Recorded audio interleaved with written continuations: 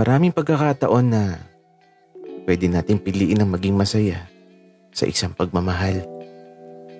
Subalit paano kung naiwan ka sa mundo sa nakaraan? Sa sumpang binitiwan na nakarating hanggang sa kasalukuyan.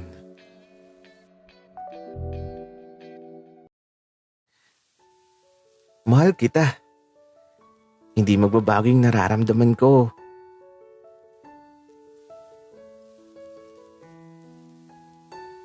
Paano kung maiwan kang mag-isa?